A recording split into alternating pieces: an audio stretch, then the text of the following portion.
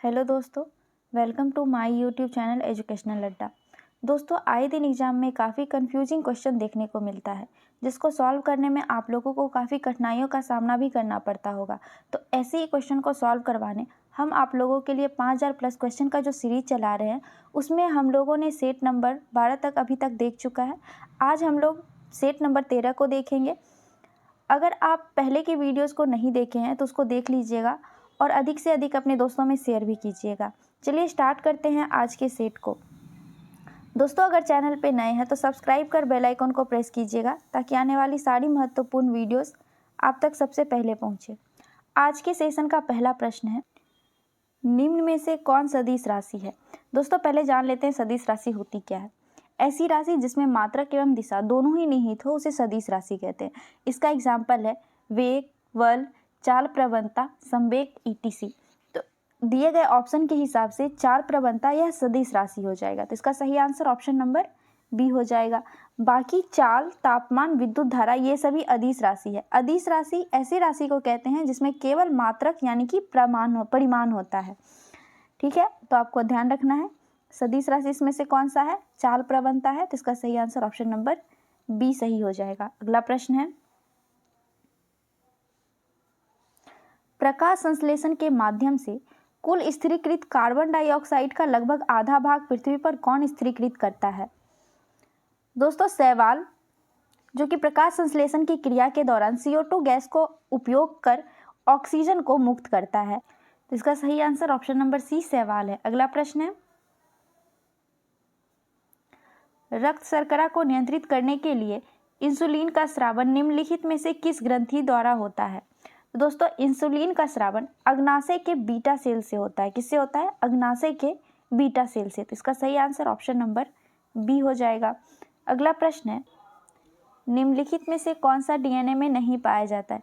दोस्तों, DNA में मुख्यतः 4 प्रकार के तत्व पाए जाते हैं। कौन कौन से, तो एडेनिन, साइटोसिन, थाइमिन तथा गुवानिन। इसमें से कौन सा नहीं पाया जाता है, तो वह है यूरासिल जो कि DNA में नहीं पाया जाता। इसका सही आंसर ऑप्शन नंबर डी हो जाएगा। RNA की बात करें तो RNA में भी 4 प्रकार के तत्व पाए जाते हैं। एडेनिन, साइटोसिन, गुवानिन और थाइमिन के जगह पे यूरासिल पाया जाता है RNA में। ठीक है, आपको ध्यान रखना है, काफ़ी अच्छा क्वेश्चन है ये। अगला प्रश्न है, इनमें से किसकी उपस्थिति के कारण मानव रक्त का रंग लाल होता है। तो दोस्तों, हीमोग्लोबिन की उपस्थिति के कारण मानव का रक्त लाल होता है। इसका सही आंसर ऑप्शन नंबर ए हो जाएगा, हीमोग्लोबिन। अगला प्रश्न है,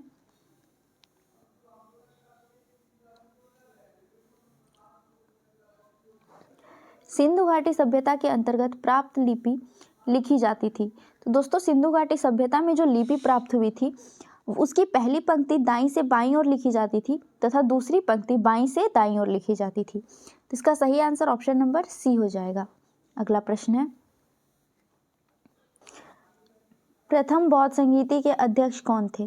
तो दोस्तों, प्रथम बौद्ध संगीति अजात शत्रु के समय में 483 BC पूर्व हुआ था, जिसके अध्यक्ष महाकश्यप थे। कौन थे, महाकश्यप थे। तो इसका सही आंसर ऑप्शन नंबर सी हो जाएगा, महाकश्यप। अगला प्रश्न है, निम्न में से कौन एक प्राकृतिक बंदरगाह नहीं है। तो इसमें से चेन्नई बंदरगाह जो है वो प्राकृतिक बंदरगाह नहीं है। और चेन्नई बंदरगाह दोस्तों यह इंडिया का 2nd लार्जेस्ट बंदरगाह है। इसका सही आंसर ऑप्शन नंबर सी हो जाएगा, चेन्नई। अगला प्रश्न है, घेरे की नीति या सुरक्षा प्रकोष्ठ की नीति का जनक माना जाता है। दोस्तों, घेरे की नीति और सुरक्षा प्रकोष्ठ की नीति के जनक वॉरेन हेस्टिंग्स को माना जाता है। किसको माना जाता है, वॉरेन हेस्टिंग्स को। इस नीति का उद्देश्य था ब्रिटिश क्षेत्रों की सुरक्षा के लिए पड़ोसी के मोर्चे की रक्षा करना। अगला प्रश्न है, वामपंथी विचारों पर आधारित फॉरवर्ड ब्लॉक की स्थापना कब हुआ था। दोस्तों, फॉरवर्ड ब्लॉक की स्थापना 1939 ईस्वी में सुभाष चंद्र बोस के द्वारा किया गया। तो इसका सही आंसर ऑप्शन नंबर सी हो जाएगा, 1939। अगला प्रश्न है,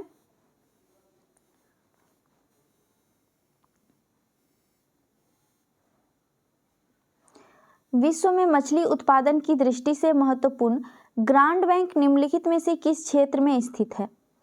दोस्तों, यह अटलांटिक महासागर के उत्तरी पश्चिमी क्षेत्र में स्थित है। विश्व में मछली उत्पादन का ग्रांड बैंक। तो इसका सही आंसर क्या हो जाएगा, ऑप्शन नंबर बी हो जाएगा, अटलांटिक महासागर के उत्तरी पश्चिमी क्षेत्र में। अगला प्रश्न है, सूची 1 को सूची 2 से सुमेलित करना है। एक तरफ शीतोष्ण कटिबंधीय घास का मैदान दिया हुआ है और दूसरी तरफ उसे संबंधित देश दिया हुआ है। तो चलिए देख लेते हैं। पहला है कैंटबरी, जो कि न्यूजीलैंड क्षेत्र में पड़ता है, न्यूजीलैंड देश के पास है। दूसरा है पुस्ताज, यह हंगरी में है। वेल्स, ये दक्षिण अफ्रीका में पड़ता है। और पंपास जो है वो अर्जेंटीना में है। तो इसका सही आंसर क्या होगा? 3, 2, 4 और 1, जो कि ऑप्शन नंबर बी में है। इसका सही आंसर ऑप्शन नंबर बी हो जाएगा। अगला प्रश्न है, वंदे मातरम किस राष्ट्रीय आंदोलन का मुख्य गीत था? तो दोस्तों, वंदे मातरम स्वदेशी आंदोलन, जो कि 1905 ईस्वी में बंगाल विभाजन के साथ शुरू हुआ था, इसका मुख्य गीत, स्वदेशी आंदोलन का मुख्य गीत वंदे मातरम था। तो इसका सही आंसर ऑप्शन नंबर डी हो जाएगा। अगला प्रश्न है, माउंटबेटन योजना के अंतर्गत कब पहली बार भारत विभाजन एवं पाकिस्तान निर्माण को स्वीकार किया गया था? दोस्तों, 3 जून 1947 को पहली बार भारत का विभाजन और पाकिस्तान निर्माण को स्वीकार किया गया था। इसका सही आंसर ऑप्शन नंबर बी हो जाएगा। अगला प्रश्न है, निम्नलिखित में से कौन संसद के किसी भी सदन का सदस्य नहीं होता है और ना ही वह संसद में बैठता है, लेकिन वह संसद का अभिन्न अंग है? दोस्तों, यह होता है महान्यायवादी, जो कि राष्ट्रपति के प्रसाद पर्यंत होता है। राष्ट्रपति जब तक चाहते हैं तब तक यह पद पर बना होता है। दोस्तों, महान्यायवादी को वेतन भी नहीं मिलता, लेकिन हाँ, ये देश का कोई भी केस को लड़ सकता है। तो इसका सही आंसर हो जाएगा ऑप्शन नंबर सी, महान्यायवादी। अगला प्रश्न है, संविधान सभा का चुनाव निम्नलिखित में से किस आधार पर हुआ? दोस्तों, संविधान सभा का चुनाव वयस्क मताधिकार पर हुआ था। इसका सही आंसर ऑप्शन नंबर ए हो जाएगा, वयस्क मताधिकार। दोस्तों, संविधान सभा की जो मसौदा समिति थी, उसके अध्यक्ष जवाहरलाल नेहरू थे। अगला प्रश्न है, भारतीय संविधान का कौन सा भाग और अध्याय संघ और राज्यों के मध्य विधायी संबंधों से संबंधित है? दोस्तों, भाग 11 और अध्याय 1 संघ और राज्यों के मध्य विधायी संबंधों से संबंधित है। इसका सही आंसर हो जाएगा ऑप्शन नंबर सी। अगला प्रश्न है कि संविधान संशोधन अधिनियम द्वारा मतदान करने की न्यूनतम उम्र 21 वर्ष से घटाकर 18 वर्ष कर दी गई है। दोस्तों, मतदान करने की न्यूनतम उम्र को 21 वर्ष से घटाकर 18 वर्ष 61वां संविधान संशोधन के तहत किया गया था, जो कि 1988 ईस्वी में हुई थी। कब हुई थी? 1988 ईस्वी में हुई थी। उस समय हमारे प्रधानमंत्री राजीव गांधी थे। और यह दोस्तों आर्टिकल नंबर 326 में संशोधन कर मतदान की आयु को कम किया गया था। तो इसका सही आंसर ऑप्शन नंबर बी हो जाएगा। 61वां संविधान संशोधन अधिनियम के तहत मतदान की उम्र 21 से घटाकर 18 वर्ष की गई थी। अगला प्रश्न है, नील आंदोलन का जमकर समर्थन करने वाले हिंदू पेट्रियाट के संपादक थे।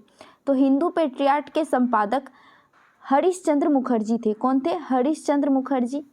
दोस्तों, नील आंदोलन सबसे पहले हुई कहाँ थी? तो सबसे पहले नील आंदोलन बंगाल के क्षेत्र में हुआ था और 1859 ईस्वी में हुआ था। कब हुआ था? 1859 ईस्वी में बंगाल के किसानों के द्वारा किया गया था।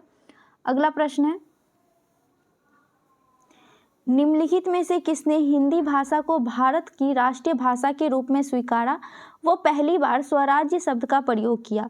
तो दोस्तों, सबसे पहले भारत की राष्ट्रभाषा के रूप में हिंदी को स्वीकार किया और स्वराज शब्द का प्रयोग सबसे पहले दयानंद सरस्वती जी के द्वारा किया गया था। किसके द्वारा किया गया था? दयानंद सरस्वती जी के द्वारा किया गया था 1876 ईस्वी में। और दोस्तों, सबसे पहली बार स्वराज की मांग किसने की थी? अगर ये पूछे तो सबसे पहली बार स्वराज की मांग दादा भाई नौरोजी के द्वारा 1906 ईस्वी में की गई थी। कब की गई थी? 1906 ईस्वी में। अगला प्रश्न है, श्रम गहन उद्योग वह है? तो दोस्तों, श्रम गहन उद्योग ऐसे उद्योग को कहते हैं जिसमें अधिक श्रमिक की आवश्यकता होती है। तो इसका सही आंसर ऑप्शन नंबर सी हो जाएगा। अधिक श्रमिकों की आवश्यकता होती है, उसे श्रम गहन उद्योग कहते हैं। अगला प्रश्न है, निर्धनता का दुष्चक्र की अवधारणा निम्नलिखित में से किसके द्वारा दी गई थी? दोस्तों, निर्धनता की दुष्चक्र की अवधारणा रेगनर्स नर्क्स के द्वारा दिया गया था। इसका सही आंसर ऑप्शन नंबर बी हो जाएगा। दोस्तों, निर्धनता का दुष्चक्र का कारण क्या है? तो इसका कारण है पूंजी या धन निर्माण में कमी, जो कि पीढ़ीगत बन जाती है, जिसकी वजह से निर्धनता का दुष्चक्र चलता है। अब इसको दूर करने का उपाय अगर पूछे तो दूर करने का उपाय है आर्थिक विकास की ऊंचाई को बढ़ाना या फिर अवसर की प्राप्ति करवाना। अगला प्रश्न है, वेदत्रयी कहा जाता है। दोस्तों, वेदत्रयी 3 वेद के को कहा जाता है, जो कि ऋग्वेद, सामवेद और यजुर्वेद आता है। कौन कौन सा आता है? ऋग्वेद, सामवेद तथा यजुर्वेद। तो इसका सही आंसर हो जाएगा ऑप्शन नंबर सी। अथर्ववेद जो है दोस्तों, वो सबसे बाद में आया हुआ वेद है और सबसे छोटा वेद है, इसलिए इसे वेदत्रयी के अंदर नहीं रखा जाता है। अगला प्रश्न है, कौन मुद्रास्फीति तथा बेरोजगारी के संबंधों को दर्शाता है? तो दोस्तों, फिलिप्स चक्र मुद्रास्फीति तथा बेरोजगारी के संबंधों को दर्शाता है। कौन दर्शाता है? फिलिप्स चक्र दर्शाता है। इसका सही आंसर ऑप्शन नंबर ए हो जाएगा। अगला प्रश्न है, बुग्याल तथा प्यार घास के मैदान किस प्रदेश में पाए जाते हैं? दोस्तों, बुग्याल तथा प्यास घास का मैदान उत्तराखंड के गढ़वाल हिमालय में पाई जाने वाली घास का मैदान है। कहाँ पाया जाता है? उत्तराखंड के गढ़वाल हिमालय में। तो इसका सही आंसर ऑप्शन नंबर ए हो जाएगा, उत्तराखंड। अगला प्रश्न है, जलवायु परिवर्तन का क्या कारण है? तो दोस्तों, जलवायु परिवर्तन का कारण है प्रदूषण। प्रदूषण की वजह से ग्रीन हाउस गैस बढ़ता है और गर्मी बढ़ती है, और ओजोन परत का भी क्षरण की वजह से जलवायु में परिवर्तन होता है। तो ये सभी ऑप्शन जो दिया हुआ है वो जलवायु परिवर्तन का कारण बनता है, इसलिए इसका सही आंसर ऑप्शन नंबर डी हो जाएगा, इनमें से सभी। अगला प्रश्न है, निम्नलिखित में से कौन प्रत्यक्ष कर है? इसमें से कौन कौन सा प्रत्यक्ष कर है? तो दोस्तों, इसमें से प्रत्यक्ष कर है व्यक्तिगत कर और निगम कर। इसका सही आंसर हो जाएगा ऑप्शन नंबर बी। 1 और 2 दोनों है प्रत्यक्ष कर, जबकि सीमा शुल्क और सेवा कर ये है अप्रत्यक्ष कर। प्रत्यक्ष कर में धन कर, कॉरपोरेट टैक्स, आय कर, व्यक्तिगत कर, निगम कर ये सब आता है, जबकि अप्रत्यक्ष कर में सीमा शुल्क, सेवा शुल्क, बिक्री कर, मनोरंजन कर, उत्पाद कर ये सब अप्रत्यक्ष कर में आता है। ठीक है, ध्यान रखिएगा, ये महत्वपूर्ण क्वेश्चन है। अगला प्रश्न है, पारिस्थितिकी शब्द किसने दिया था? तो दोस्तों, पारिस्थितिकी शब्द ए हैकेल के द्वारा दिया गया था 1869 ईस्वी में। कब दिया गया था? 1869 ईस्वी में ए हैकेल के द्वारा दिया गया था। इसका सही आंसर ऑप्शन नंबर बी हो जाएगा। अगला प्रश्न है,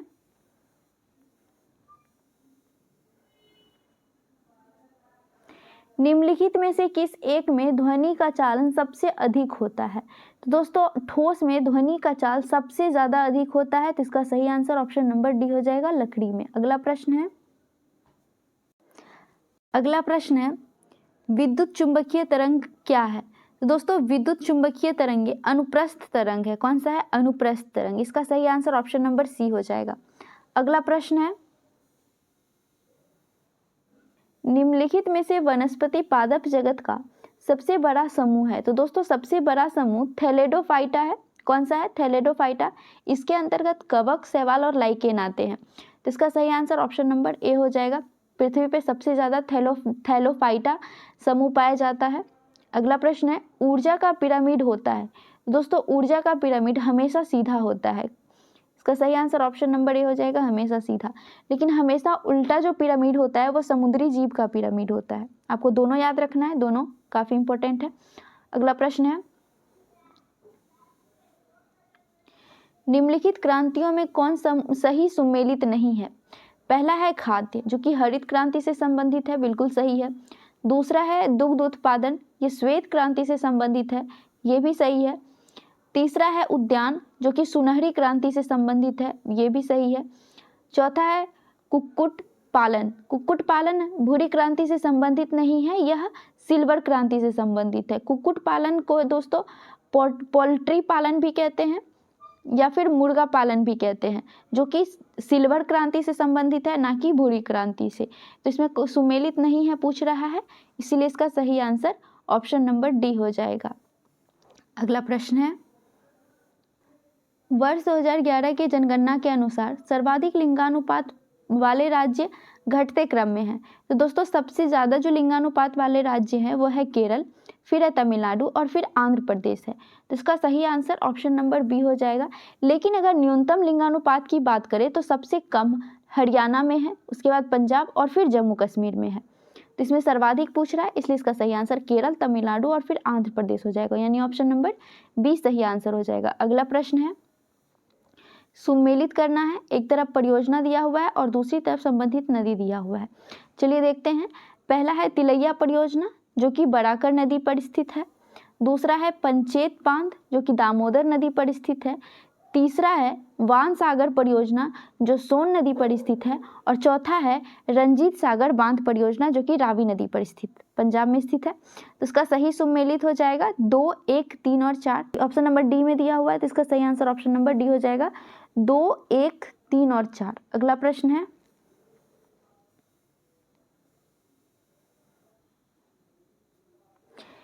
निम्न में से कौन सा देश स्थल रुद्ध है?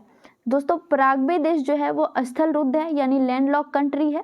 इसका सही आंसर ऑप्शन नंबर बी हो जाएगा। अगला प्रश्न है, ग्रैंड कैनियन घाटी निम्न में से किस नदी की धारा से बनी तंग घाटी है? तो दोस्तों ग्रैंड कैनियन घाटी यह यूएसए में है। कहाँ स्थित है? यूएसए में स्थित है। और यह कोलोराडो नदी से बनी हुई तंग घाटी है। कौन सी नदी से बनी हुई है? कोलोराडो नदी से। तो इसका सही आंसर हो जाएगा ऑप्शन नंबर बी। अगला प्रश्न है, निम्नलिखित में से कौन सी समिति भारत में पंचायती राज्य से संबद्ध नहीं है? दोस्तों थांगुल समिति जो है यह पंचायती राज्य से संबंधित नहीं है, यह स्थानीय स्वशासन से संबंधित है। इसका सही आंसर ऑप्शन नंबर बी हो जाएगा। अगला प्रश्न है,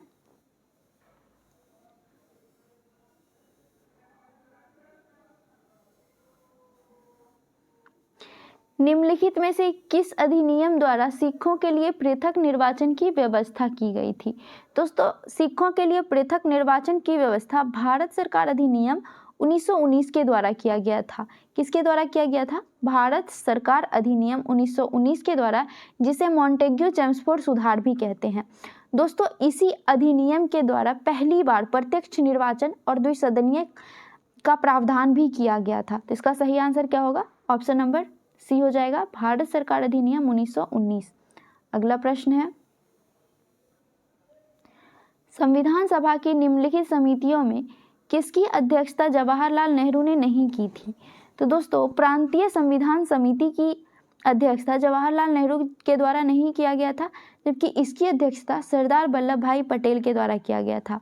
किसके द्वारा किया गया था प्रांतीय संविधान समिति की अध्यक्षता? तो सरदार वल्लभ भाई पटेल के द्वारा किया गया था। इसका सही आंसर ऑप्शन नंबर सी हो जाएगा। बाकी संघ शक्ति समिति, संघीय संविधान समिति, प्रारूप समिति की जांच के लिए विशेष समिति की जो बैठक हुई थी, इन सभी की अध्यक्षता जवाहरलाल नेहरू के द्वारा किया गया था। अगला प्रश्न है, भारत के सर्वोच्च न्यायालय की संवैधानिक पीठ के निम्नलिखित में से किस फैसले में मृत्युदंड के सजा में दुर्लभतम दुर्लभ सिद्धांत का प्रतिपादन किया गया है? तो दोस्तों दुर्लभतम दुर्लभ सिद्धांत का प्रतिपादन बच्चन सिंह बनाम पंजाब राज्य जो कि 1919 ईस्वी में हुआ था, इसमें दुर्लभतम दुर्लभ सिद्धांत का प्रतिपादन किया गया था। किसमें किया गया था? बच्चन सिंह बनाम पंजाब राज्य में। इसका सही आंसर ऑप्शन नंबर ए हो जाएगा। अगला प्रश्न है, लव, स्मैश, सर्विस ये सारे शब्द किस खेल से संबंधित है? तो दोस्तों यह लॉन टेनिस से संबंधित है। किससे संबंधित है? लॉन टेनिस से। इसका सही आंसर ऑप्शन नंबर ए हो जाएगा। अगला प्रश्न है, टाइलर पुरस्कार किस क्षेत्र में दिया जाता है? तो दोस्तों टाइलर पुरस्कार पर्यावरण के क्षेत्र में दिया जाता है और टाइलर पुरस्कार को पर्यावरण का नोबेल पुरस्कार कहते हैं। इसका सही आंसर ऑप्शन नंबर सी हो जाएगा। अगला प्रश्न है, किस भारतीय भाषा को इटालियन ऑफ द ईस्ट कहा जाता है? दोस्तों Italian of the east Telugu भाषा को कहा जाता है। किसे कहा जाता है? तेलुगु भाषा को। इसका सही आंसर ऑप्शन नंबर सी हो जाएगा। अगला प्रश्न है, सारनाथ के धामेक स्तूप का निर्माण किस काल में हुआ था? दोस्तों धामेक सेतु का निर्माण मौर्य सम्राट अशोक के द्वारा 249 ईसा पूर्व में किया गया था। किसके द्वारा किया गया था? मौर्य सम्राट अशोक के द्वारा। तो इसका सही आंसर ऑप्शन नंबर ए हो जाएगा मौर्य वंश। अगला प्रश्न है, चंद्रगुप्त की बंगाल पर विजय किस अभिलेख से संबंधित है? दोस्तों चंद्रगुप्त की बंगाल पर विजय यह महास्थान अभिलेख से संबंधित है। किससे संबंधित है? महास्थान अभिलेख से। इसका सही आंसर ऑप्शन नंबर सी हो जाएगा। अगला प्रश्न है, चोल एक तमिल राजवंश है जिसकी राजकीय चिन्ह था। तो दोस्तों चोल वंश का राजकीय चिन्ह बाघ था। क्या था? बाघ। इसका सही आंसर ऑप्शन नंबर बी हो जाएगा। अगला प्रश्न है,